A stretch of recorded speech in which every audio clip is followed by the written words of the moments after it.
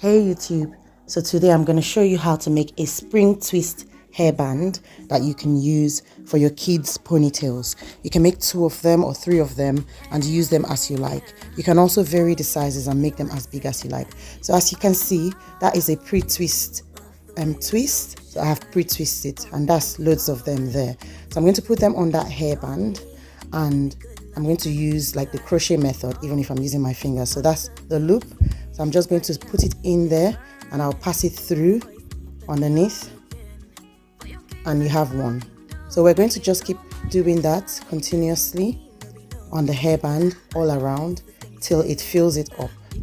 So the reason I said you can make it bigger or smaller, so if it was for an adult, you have more hair, you might maybe pack your hair in one. So you want to do it bigger so that like do more spring twist on it so that it looks fuller. But it's for a child, you don't have to do too much. You can just do a few of them. And then whenever they do like a little ponytail or 2 ponytails, you can just put that on it. So I'm just going to carry on doing more and more like that.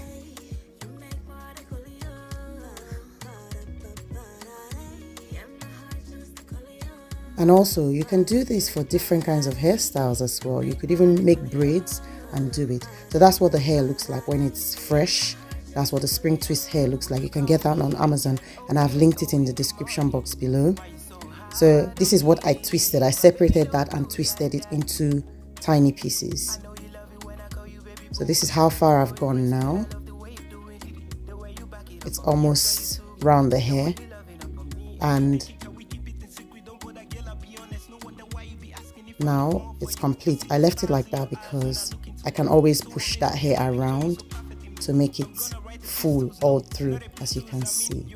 So I use that on my daughter's hair when I make 2 ponytails. So I make 2 of these and when I just make a ponytail, I put them on her hair and they look really cute.